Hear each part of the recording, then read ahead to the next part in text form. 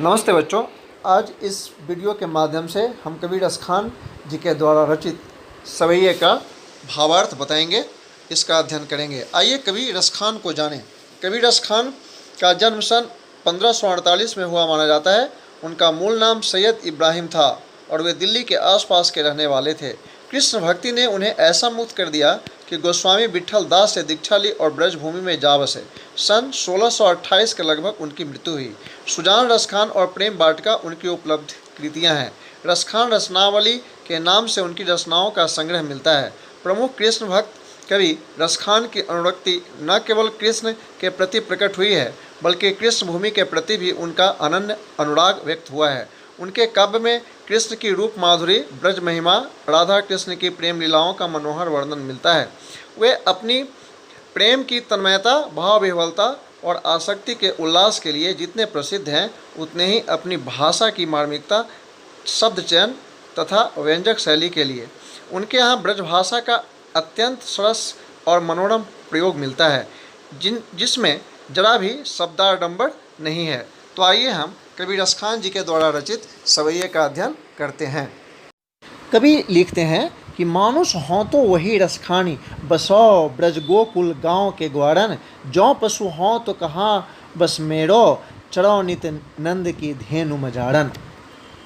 कृष्ण की लीला भूमि ब्रज के प्रति अपना लगाव प्रकट करते हुए कवि रसखान कहता है कि अगले जन्म में यदि मैं मनुष्य बनूं तो गोकुल गांव के ग्वाल बालों के बीच ही निवास करूं, और यदि मैं पशु बनूं तो इसमें मेरा कोई जोड़ नहीं है, फिर भी मैं नंद बाबा की गायों के बीच चरना चाहता हूं। पाहन हो तो वही गिरी को जो कियो हरिछत्र पुरंदर धारण, जो खग हो तो बसेरो करो मिलिकालिंदी कुल कदम्ब की डारन। यदि मैं पत्थर बनूं, पाहन अर्थात पत्थर, यदि मैं पत्थर बनूं तो उसी गोवर्धन पर्वत का पत्थर बनना चाहता हूं जिसे कृष्ण ने अपनी उंगली पर उठाकर लोगों को इंद्र के प्रकोप से बचाया था। यहाँ पुरंदर का अर्थ होता है इंद्र।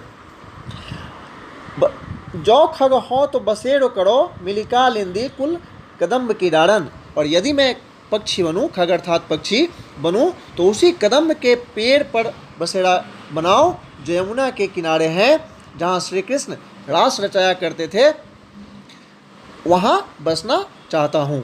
आगे कवि लिखते हैं, या लकुटी अरु कामड़िया पर राज तिहोपुर कोतरी डारो, आठों सिद्धि नवो निधि के सुख नंद की गाय चराई बिसा, रसखान कवो इन आँखिन सो ब्रज के बन बाग तड़ाग निहारो, कोटि के एकल धौत के धाम करील के कुंजन ऊपर वारो। बच्चों, श्री कृष्ण से जुड़ी वस्तुओं के प्रति प्रेम प्रकट करते हुए कवि कहता है कि जिस लाठी और कंबल को लेकर कृष्ण गाय चराया करते थे, उसके बदले मैं तीनों लोकों का सुख त्यागने को तैयार हूँ। मैं नंद की गायों को चराने के बदले 8 सिद्धियों और 9 निधियों का सुख भी भूल सकता हूँ। मैं ब्रजभूमि पर स्थित बागों, वनों, तालाबों को देखते रहना चाहता हूँ। मैं इन करील के कुंजों में रहने के बदले हजारों सोने के महलों का सुख त्यागने को तैयार हूँ।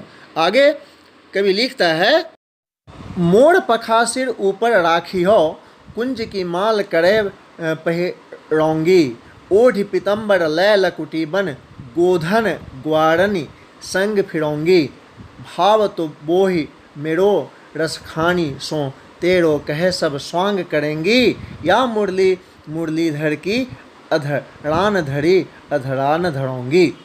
कृष्ण के सौंदर्य पर मुग्ध एक गोपी दूसरी गोपी से कहती है कि हे सखी, मैं कृष्ण की तरह ही अपने सिर पर मयूर के पंखों का मुकुट तथा गले में कुंज की माला पहनूंगी।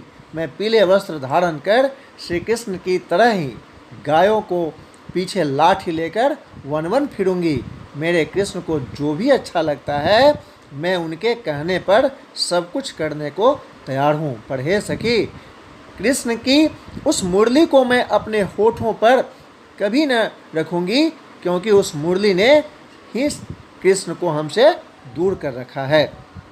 यहाँ पर जो लिखा उन्होंने कि या मुरली मुरलीधर की अधरान धरी अधरान धरोंगी। अधरान अर्थात अधर, ऊँट को कहते हैं।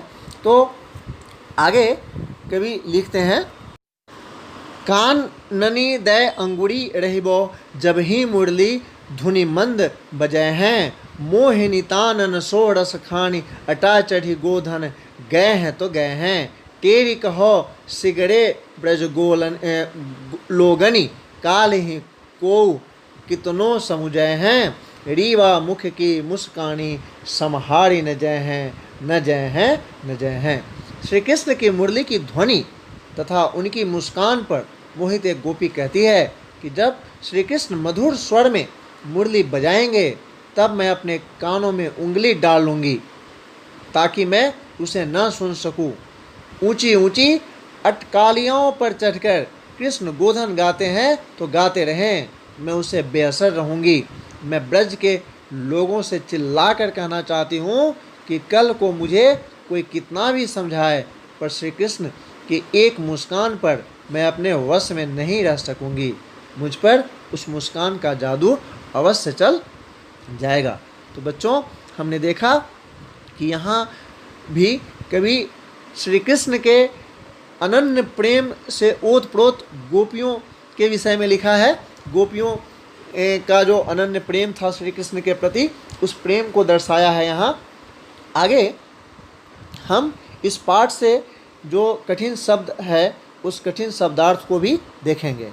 शब्दार्थ में है बसों मतलब बसना या रहना, कहा बस अर्थात बस में न हो, मझाड़न बीच में, गिरी पहाड़, पुरंदर मैंने कहा था इंद्र, कालिंदी यमुना, कमरिया कंबल, तराग अर्थात तालाब, कल घौत के धाम अर्थात सोने चांदी के महल, करील कांटेदार झाड़ी, वाड़ों न्यौछावर करना, भाव तो अच्छा लगना, अटा ओठा अटालिका, टेढ़ी पुकार कर बुलाना। आइए प्रश्न अभ्यास को भी देखें। पहला प्रश्न है, ब्रजभूमि के प्रति कवि का प्रेम किन किन रूपों में अभिव्यक्त हुआ है? तो यह कई रूपों में अभिव्यक्त हुआ है। जैसे मनुष्य रूप में जन्म लेकर ग्वाल बाल के बीच में बसना चाहते हैं, फिर पशु के रूप में जन्म लेकर नंद बाबा की गायों के मध्य चढ़ना चाहते हैं, गोवर्धन पर्वत का हिस्सा बनना चाहते हैं, और पक्षी बनकर कदम्ब के पेड़ पर बसेरा बनाना चाहते हैं जहां कृष्ण रास रचाया करते थे। अगला क्वेश्चन है, कवि का ब्रज के वन बाग और तालाब को निहारने के पीछे का क्या कारण है? तो कवि श्री कृष्ण और उनसे जुड़ी हर वस्तु से अगाध प्यार करता है। ब्रज के वन बाग तथा तालाबों के आसपास श्री कृष्ण आया करते थे। वे इनमें गाय चराते हुए, रासलीला रचाते हुए आया जाया करते थे। उनसे कवि कृष्ण का जुड़ाव तथा लगाव महसूस करता है। आगे है एक लकुटी और कमरिया पर कवि सब कुछ न्यौछावर करने को क्यों तैयार है? तो कवि श्री कृष्ण का अनन्य भक्त है।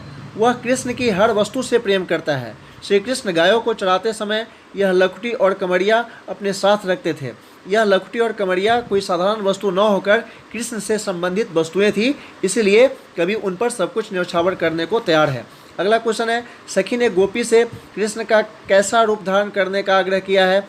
अपने शब्दों में लिखिए। तो होगा, सखी ने गोपी से वही सब कुछ रूप धारण करने को कहती है जो श्री कृष्ण धारण किया करते थे। वह गोपी से कहती हैं कि सिर पर मोर के पंख का मुकुट, गले में कुंजों की माला, तन पर पीले वस्त्र धारण किया तथा हाथ में लाठी, फिर वनवन गायों को चराने जाए। आगे प्रश्न है, आपके विचार से कवि पशु, पक्षी और पहाड़ के रूप में श्री कृष्ण का सानिध्य क्यों प्राप्त करना चाहता है? तो ये सबका अपना अपना विचार हो सकता है, लेकिन मेरे विचार से कवि पशु, पक्षी और पहाड़ के रूप में श्री कृष्ण का सानिध्य इसलिए पाना चाहता है क्योंकि वह श्री कृष्ण का अनन्य भक्त है। वह हर जन्म में, हर रूप में अपने इष्ट देव श्री कृष्ण का सामीप्य पाना चाहता है। आगे है, चौथे सवैये के अनुसार गोपियों या गोपियां अपने आप को क्यों विवश पाती हैं? तो इस सवैये के अनुसार श्री कृष्ण की मुरली की धुन अत्यंत मधुर तथा मादक है तथा उनका रूप अत्यंत सुंदर है। उनकी मुरली की मधुरता तथा उनके रूप सौंदर्य के प्रति गोपियां आसक्त है। वे इनके समक्ष स्वयं को विवश पाती हैं और कृष्ण की होकर रहना चाहती हैं। आगे भाव स्पष्ट कीजिए। कोटिक एक कलघौत के धाम, करील के कुंजन ऊपर वाड़ो। यहाँ इस पंक्ति में कवि रसखान का श्री कृष्ण से जुड़ी वस्तुओं के माध्यम से उनके प्रति अनन्य प्रेम प्रकट हुआ है। श्री कृष्ण गोपियों के साथ इन करील के कुंजों की छाँव रासलीला रचाया करते थे। कवि के लिए इन करील कुंजों का अत्यधिक महत्व है। वह इन कुंजों को सैकड़ों स्वर्ण भवनों से भी ज़्यादा प्रिय एवं कीमती मानता है। आगे है, मायरी वामुख की मुस्कानी संहारी न जय हैं न जय हैं न जय हैं, अर्थात गोपी को श्री कृष्ण की मुस्कान इतनी सुंदर लगती है कि इसे देखकर वह अपना होश हवास खोकर विवश हो जाती है और स्वयं को संभाल नहीं पाती। वह श्री कृष्ण के प्रति पूर्णतया समर्पित हो जाती हैं। अगला क्वेश्चन है, कालिंदी कुल कदम की डाढ़न में कौन सा अलंकार है? तो यहाँ क वर्ण की आवृत्ति है, इसलिए यहाँ अनुप्रास अलंकार है। काव्य सौंदर्य स्पष्ट कीजिए है, या मुरली धड़की अधरान धड़ी धड़ान धरौंगी। गोपी अपनी सखी के कहने पर श्री कृष्ण के समान ही वस्त्राभूषण धारण तो कर लेंगी, पर वह श्री कृष्ण की मुरली को अपने होठों पर नहीं रखेंगी। इस पंक्ति में गोपी या मुरली के प्रति ईर्ष्या भाव प्रकट हुआ है। इसी के साथ यह पाठ समाप्त होता है। आपका बहुत बहुत धन्यवाद।